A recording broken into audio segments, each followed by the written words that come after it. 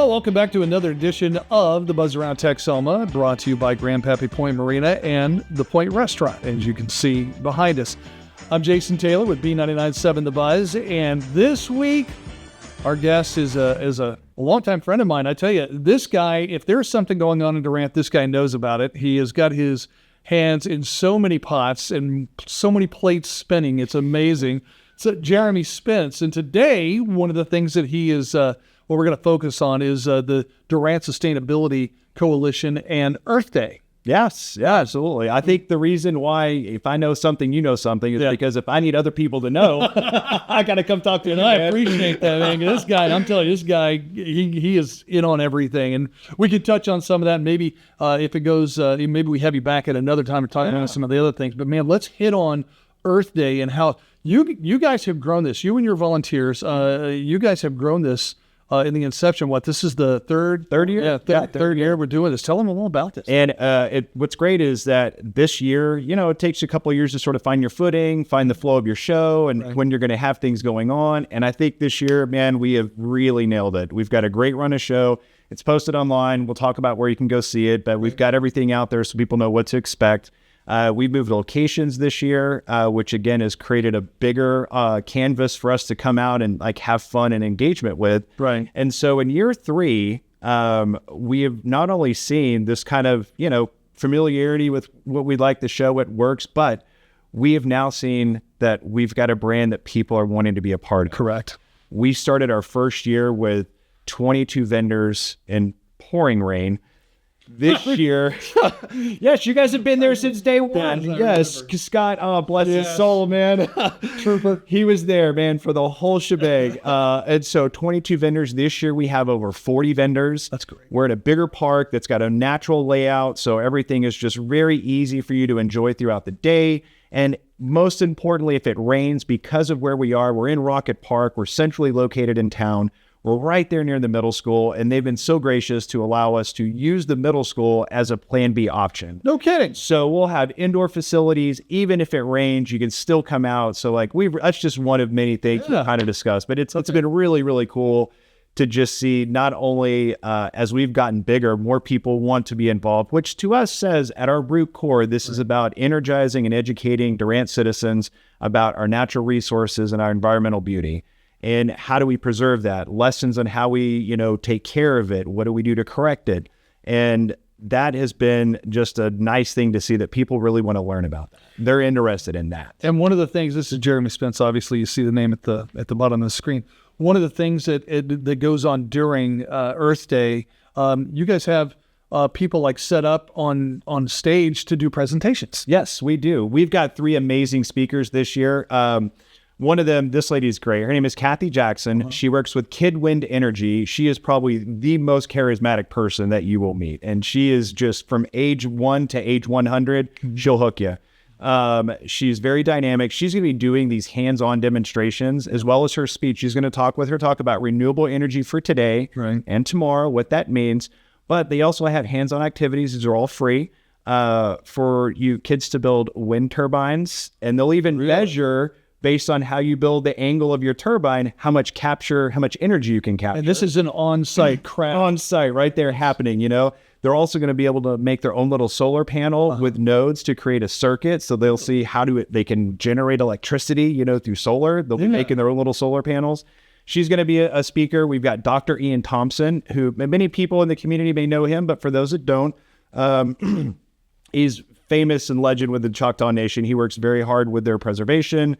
He's working with the tall prairie grasslands. And he is also, why that's important is because that's tied in with the return of the bison, which are coming to the Choctaw Nation. Heard about this. Yes, it's happening this Friday. It's the first time in 150 years.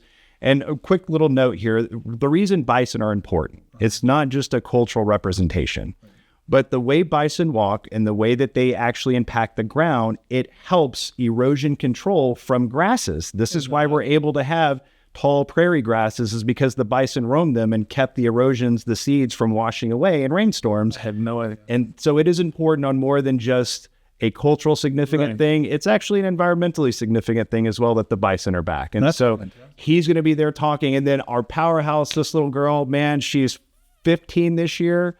Lucille Morehouse, she's doing this bee box project. This is a national thing. It's about regenerating pollinators for bees. She is just an amazing little speaker. You would not believe she's 15. She's like 15 going on 50 with her PhD and double doctorate. And You know, when you first said, I swear to you, and I don't know if anybody, I thought beatbox. I was like, happening out there? that's great. So the She bees could probably do that too. Probably do that as well. So yeah, beatbox. So people that, you know, there is a misnomer on how difficult it is to keep the bees and whatever else. I was talking to somebody who does that. And when you listen to somebody who has their own bee farm or whatever you want to call that thing, watching, I'm terrified of bees and everything else, but watching them, it almost is inspiring and make you want to do something like that on your own. Yeah, there's really cool projects you can do. I'll tell you one of the easiest things. It's a little bit late now, but keep this in your radar for next year, especially when I do yard work. Yeah. This is my go-to right here. Don't mow for like the first 2 weeks of the season. Whenever your yard gets high and you're like, oh, it's time to mow, leave it, especially if you have any flowering dandelions, any flowering little flowers.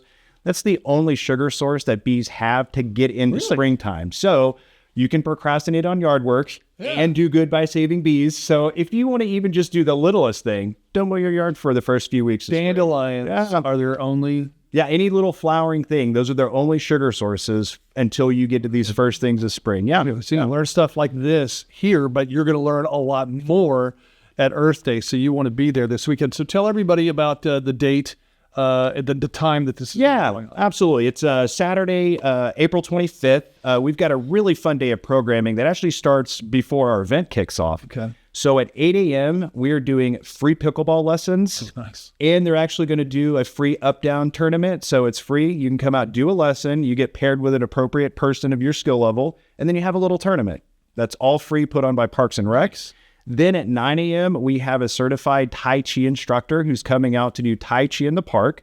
So if you love exercise, but, you know, some of the aggressive things are a little too aggressive, you can come on out and get your vibe going with some Tai Chi. That's good. We have food trucks that are setting up in the park as well. I've got a Pinky's Espresso and Donuts, so you get your morning fix going on. Got food trucks there serving all day long. Mm-hmm. And at 11 o'clock, we actually have that's whenever the Earth Day event officially like kicks off. Okay. We've got our Green School, which is a local Elizabeth Calicote, our teacher here at Durant ISD. There's an entire school within Durant ISD called Green School. Didn't know that. These are all kids that are all working to be more environmentally friendly. They really focus on campus activities to do that. That's why you'll notice lots of trees planted and, you know, landscaping around our schools. That's primarily to her school. They also have a band. They're going to be there having a little jam session to start us off. Choctaw Nation is going to be there with the Choctaw Princesses. They're going to start with the Lord's Prayer. Girl Scouts are going to bring us in with a flag introduction, and then that's when the fun really goes. And we've got giveaways all day long, prizes and activities for kids. We're doing a $250 Lowe's landscaping giveaway. That's great. We're doing bike giveaway for kids. And these are all free to enter. So it truly is a family event. All day long. Okay. All day long. Hey, stick around. We're going to come back after the break. We're going to wrap things up with Jeremy. Still have a few more things to talk about.